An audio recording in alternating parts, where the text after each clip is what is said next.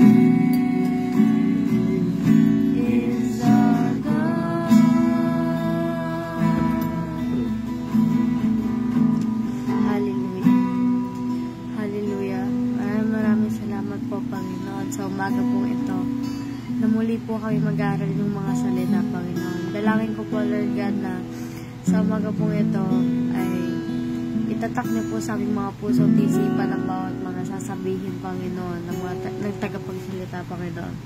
Dalangin ko rin po, Panginoon, na itago niyo po siya sa inyong likaran o pagkayo lamang ang mayayag at mayataas sa umaga pong ito. Dalangin ko po, Lord God, na kayo po magbibigay, Lord God, ng malakas na internet connection, Lord God, upang ang mga nanonood sa live, Lord God, ay makapakinig pa rin ng inyong mga salita, Panginoon. Maraming salamat po sa pangalan ni Jesus. Amen.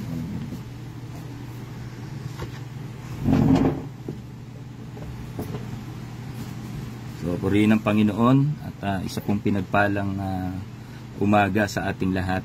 Hallelujah.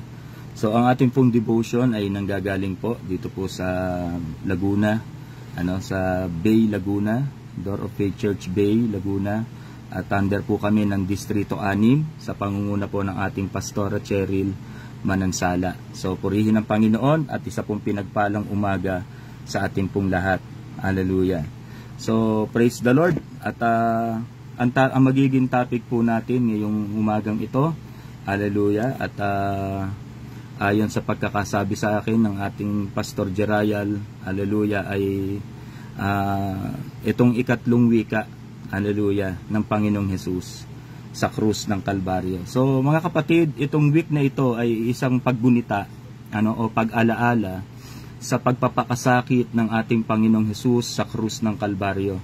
At meron siyang iniwan na 7 mahalagang wika na nagbibigay sa atin ng aral, inspirasyon, hallelujah, at tayo po ay mapalakas ng salita ng Panginoon sa mga mensahe na ating pong mapakikinggan. So praise the Lord. At ngayong umagang ito mga kapatid, dadako po tayo sa pangatlong wika, hallelujah. So kahapon po ay natakil po ni Pastor Limuel yung naunang mga wika. At ngayon ay tatalakayin naman po natin yung ikatlong wika. At makipagbukas po kayo sa akin sa aklat ng Juan chapter 19. Sa Juan chapter 19 verse 26 to 27 ay ganito po ang pagkakasabi. Hallelujah. Ang sabi po dito mga kapatid, nang makita ni Jesus ang kanyang ina at ang minamahal niyang alagad sa tabi nito, kanyang sinabi, "Ginang, narito ang iyong anak." At sinabi sa alagad, "Narito ang iyong ina." Mula noon, siya'y pinatira ng alagad na ito sa kanyang bahay. So, purihin ang Panginoon. Hallelujah. So, ngayong umaga, mga kapatid, tatalakayin po natin yung ikatlong wika. Hallelujah. So, praise the Lord. At dito, meron po akong nakita na 3 bagay na pag-uusapan po natin ngayong umagang ito. Hallelujah. 3 bagay po. Hallelujah. So, ang una, mga kapatid, yung relationship. Hallelujah. Ang unang puntos na pag-uusapan po natin at nakita ko po dito sa talatang ito, yung relasyon. Hallelujah. So, nakapaloob sa relasyon yung 2 uri o 2 bagay. Una, si Jesus bilang anak o tinatawag na biological. Hallelujah. At yung isa naman ay spiritual. So, pumunta muna tayo sa biological na si Jesus bilang anak ni Maria. Hallelujah. So, ang sabi ng Panginoong Hesus, "Ginang, narito ang iyong anak." Hallelujah. Habang siya ay nakabayubay sa krus ng Kalbaryo, ay sinabi ng Panginoong Hesus sa kanyang ina, si Maria, "Narito ang iyong anak." Hallelujah. So, purihin ang Panginoon. Dito makikita natin yung relasyon nila bilang biological. Alam natin yung story na kung saan para mangyari yung propesiya ng pagkasilang ng Panginoong Hesukristo, kailangan isilang siya ng isang birhen. Hallelujah. At ipanganak dito po sa mundo.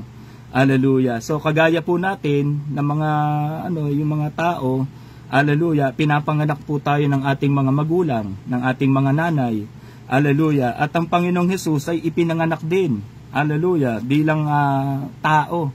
Hallelujah. Bagaman siya'y anak ng Diyos, sabi nga ng Pilipos chapter 2, bagaman siya'y anak ng Diyos, hallelujah, hinubad niya yung pagiging Diyos niya at siya ay namuhay sa piling po natin, hindi bilang isang hindi sa katauhan ng pagiging hari, kundi sa pagiging isang alipin. Hallelujah. Ganun niya ibinaba yung kanyang sarili. Hallelujah, para sa atin. So kaya purihin ng Panginoon. So dito makikita natin yung isang relasyon, hallelujah, na si Jesus bilang anak, biological, hallelujah, na anak. So, purihin ang Panginoon. So, dito makikita pa natin ang isang bagay na relasyon, yung spiritual naman, hallelujah. So, tinalakay po dito at nakita po natin dito na si Jesus ay ipinanganak at siya ay merong ina. Amen? Hindi tayo putok sa buho, hindi tayo nanggaling sa kawayan na parang si malakas at si maganda. Ang Panginoong Hesus ay ipinanganak. Hallelujah, dito sa lupa. At ginamit ng Panginoon si Maria para iluwal ang ating tagapagligtas. Hallelujah. At yan yung biological na pagkapanganak sa Panginoon. So ngayon pag-uusapan natin mga kapatid yung spiritual relationship. So pinag-usapan natin yung biological, hallelujah, malinaw na si Jesus ay may ina. Noong time na siya ay naparito sa lupa, hallelujah, siya ay iniluwal ng kanyang nanay. Kagaya natin na natural na pagkasilang sa atin, ganun din yung nangyari sa Panginoon. Amen? So, pangalawang relationship, mga kapatid, pagkatapos ng biological, ay spiritual. Amen? So, spiritual. So, yung biological, si Jesus bilang anak ni Maria. Amen? Biological po yon. So, ang pangalawa, mga kapatid, spiritual. Si Jesus bilang tagapagligtas ni Maria. Amen? Yun yung spiritual na relasyon. Amen? Na tayo, kahit tayo mga kapatid, pag tinanggap natin si Kristo as our Lord and personal Savior, mga kapatid, ito yung relasyon natin ngayon sa Panginoon, hallelujah, hindi man biological, kundi spiritual, na pagkatanggap sa Panginoon, na tinanggap natin ang Panginoon bilang Panginoon at tagapagligtas ng ating buhay. So, si Jesus bilang tagapagligtas ni Maria, ibig sabihin, alam nyo sa English, ang sabi dito behold. Amen? Behold, ang ginamit sa English. At tinignan ko yung meaning ng behold, sa dictionary, sa Google. Isang bagay ang nakita ko at napansin ko. Alam nyo kung ano yun? Ang ibig sabihin pala ng behold, to see. Or you must pay attention. Ibig sabihin, pag sinabing behold, you must pay attention. May mahalaga akong sasabihin. Siguro yun yung gustong sabihin ng Panginoon kay Maria that time, at that moment, behold, hallelujah, amen, narito ang iyong anak, amen. So ang tinutukoy na dito ng Panginoong Jesus, hindi na biological na relasyon. Nakukuha niyo po ba mga kapatid? Hindi na biological, kundi spiritual, na kahit si Maria, kailangan niya ng tagapagligtas. Amen po ba? Kaya dito makikita natin si Jesus bilang anak ni Maria as a biological, hallelujah. Pero ang pag-uusapan natin dito, spiritual. Na kahit mismo si Maria, bagaman siya ina ng Panginoong Jesus, kailangan niya ng tagapagligtas. Amen po ba? Spiritual relationship. Amen? Kaya nga sabi ng Panginoong Jesus, behold, narito ang iyong anak. Hallelujah, hindi lang tayo mag-ina ngayon. Ako na ngayon ang tagapagligtas mo. Hallelujah. Amen po ba? So kaya mga kapatid, ito yung isang dalawang uri ng relasyon na nakita natin dito. Biological na relasyon at ang pangalawa ay spiritual na relasyon. Na si Maria, bagaman siya ay ina na ng Panginoong Jesus, pero kailangan niya ng spiritual relationship. Hindi lang biological na relasyon, kundi spiritual relationship na si Jesus bilang kanyang tagapagligtas. Amen po ba? Hallelujah. So pangalawang puntos na nakita ko dito mga kapatid, nakita natin dito yung love and concern, hallelujah, ng ating Panginoong Jesus. So siguro tatanungin niyo ako, nasaan si Jose nung panahong ito? Hallelujah. Bakit wala si Jose nung panahon na si Jesus ay hinahagupit, si Jesus ay nagpapasan ng krus, hallelujah, si Jesus ay ipinako sa krus? Nasaan si Jose? Nasaan ang kanyang ama? Hallelujah. Alam nyo, sabi ng mga Bible scholar, hallelujah, at isinearch ko rin po sa Google o sa kung ano mang so nakita ko dito na si Jose ay namatay, hallelujah, bago pa lang ang Panginoong Jesus ay magsimula ng kanyang ministeryo. Amen po ba? So bakit namatay si Jose? Hallelujah.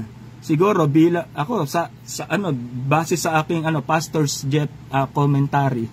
Hallelujah. Siguro sa tingin ko kung buhay si Jose noon, hindi siya papayag na si Jesus ay magpapasa ng krus. Aagawan niya ng eksena ang Panginoon. Amen. So bilang ama, ayaw mong nakikita na ang iyong anak ay nahihirapan. Amen? At kapag gano'n ang ginawa ni Jose, wala na sa scripture yon. Amen po ba? So, kaya siguro, minarapat ng Panginoon na si Jose ay kuhanin niya na that time para yung story ng pagkaligtas sa buong sangkatauhan ay hindi mapalitan. Siguro, yun lang ang sa akin. So, ayon sa Pastor's Jeff commentary, hallelujah. So, purihin ng Panginoon. Kasi bilang isang ama kasi, hindi natin nahayaan na makitang mahihirapan yung ating mga anak.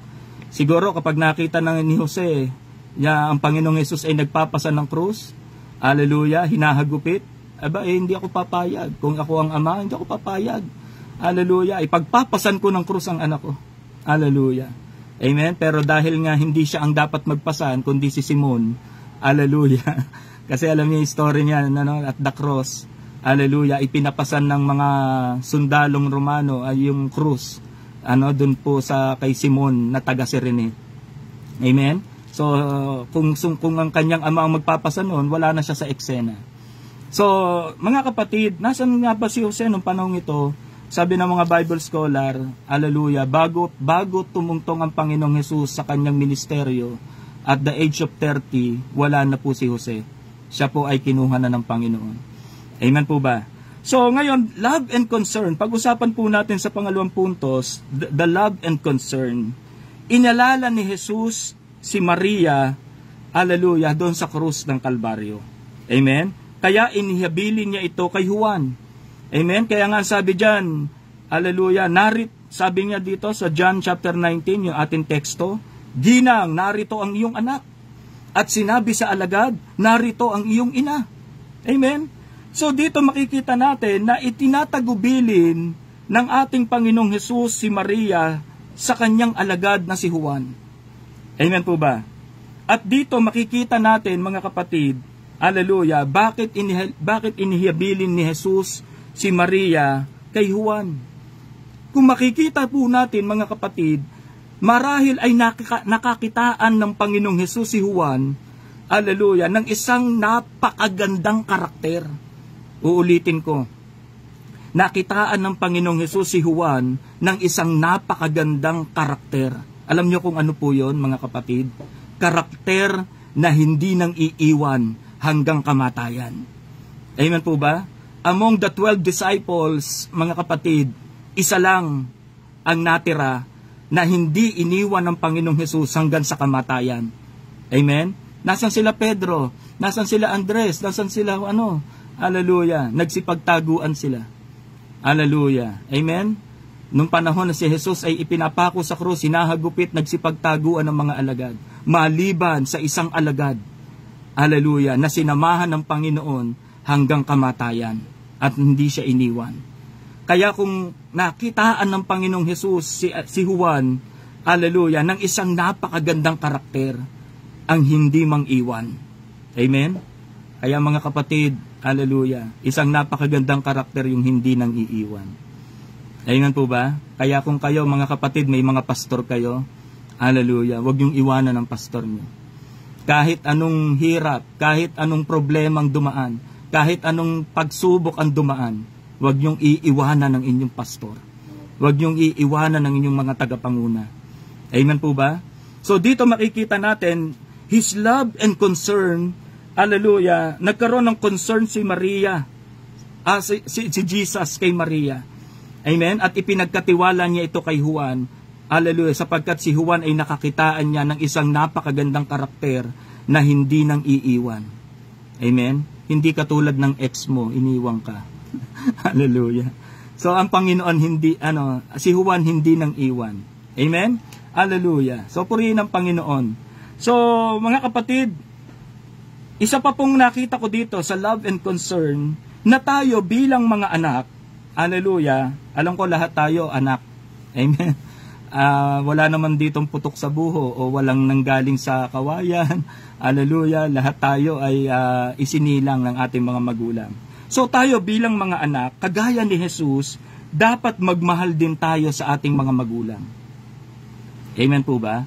At ito ay nasa ika-4 na utos sa Book of Moses na igalang natin ang ating mga ama at ina, ang ating mga magulang.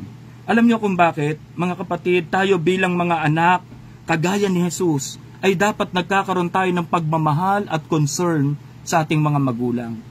At isa sa nakakalungkot sa panahon ngayon, mga kapatid, kapag kumikita na ang anak at nagiging breadwinner na naetsapwera na yung magulang, hindi na nagiging maganda ang relasyon, yung mga magulang, siya na yung nagiging utos-utusan. Hallelujah. Mga kapatid, hindi ito ang dapat mangyari sa atin. Kailangan nagbibigay tayo ng paggalang sa ating mga magulang. Hallelujah. Kahit sila'y matatanda na, mas lalo nating ipakita ang pagmamahal sa kanila. Amen? Kasi alam niyo kung bakit? Sa 2 Timothy chapter 3 verse 1 to 4, sa huling panahon, mangyayari diyan sa huling panahon, magiging masama ang takbo ng mundo. Anong mangyayari sa mga anak? Magiging suwail sa magulang. Mga kapatid, hindi ito dapat mangyari. Kaya nga itong aral na ating tinatalakay ngayon, mga kapatid, sa 3 wika ng Panginoon, it talks about relationship. It talks about love and concern sa ating pong mga magulang.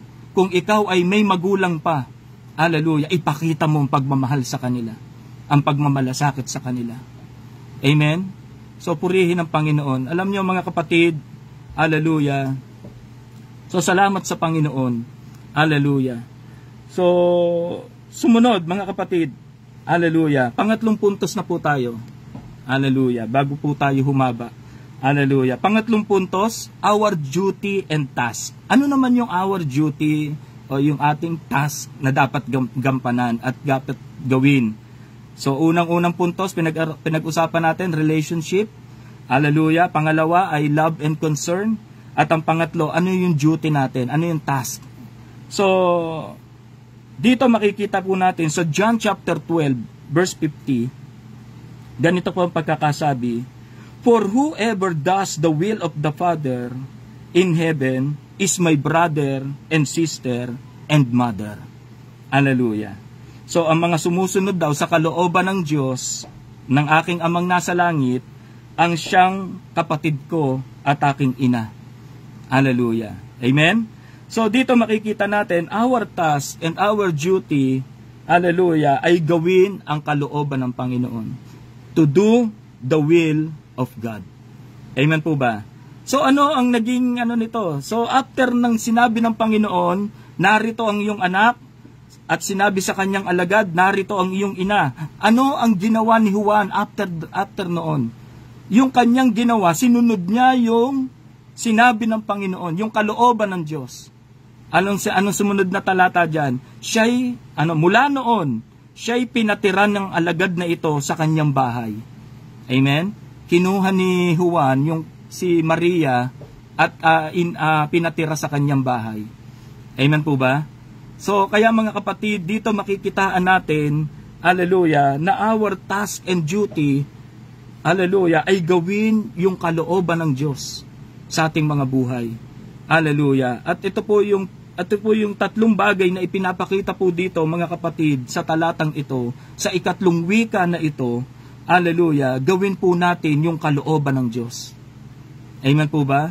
Si Maria, kahit labag sa kanyang kalooban na nakikita yung kanyang anak, hallelujah, na nahihirapan at ipinako sa krus. Hallelujah.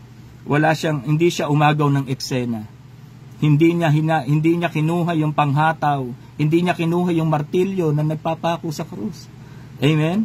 Kasi alam niya na ang ginagawa ng Panginoon ay kalooban ng Ama sa langit. Kalooban ng Ama sa langit. Amen po ba?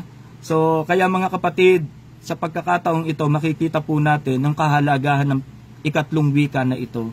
Hallelujah. Una, nakita po natin yung relationship bilang si Jesus ay anak ni Maria as a biological, hallelujah, at spiritual relationship si Jesus bilang tagapagligtas ni Maria.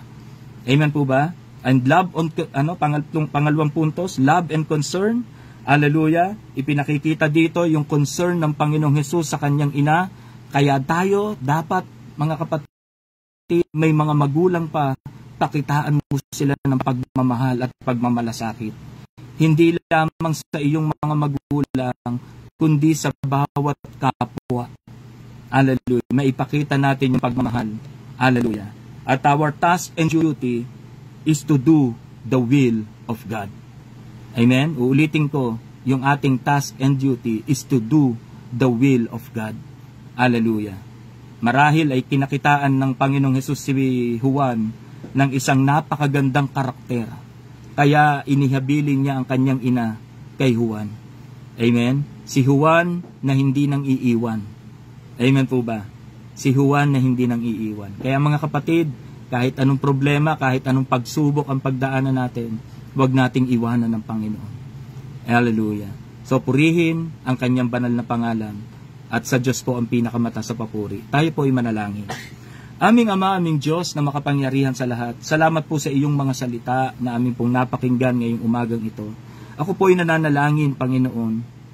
Lord, na patuloy niyo pong gabayan, ingatan ang bawat isa po sa amin, lalo na sa Diyos, sa aking mga kapatid, kamanggagawa, mga kapastoran, Lord God, saan man sila naroroon ngayon. Dalangin ko, Lord, na patuloy niyong palakasin ang bawat isa. At nananalangin po ako na sa buong maghapong ito, dalangin ko ang inyong pag-iingat at paggabay ay patuloy naming maranasan. Nananalangin din po ako, Panginoon, habang inaaral po namin, Panginoon, Lord, ang 7 wika, 7 mahalagang wika na sinalita ninyo sa krus.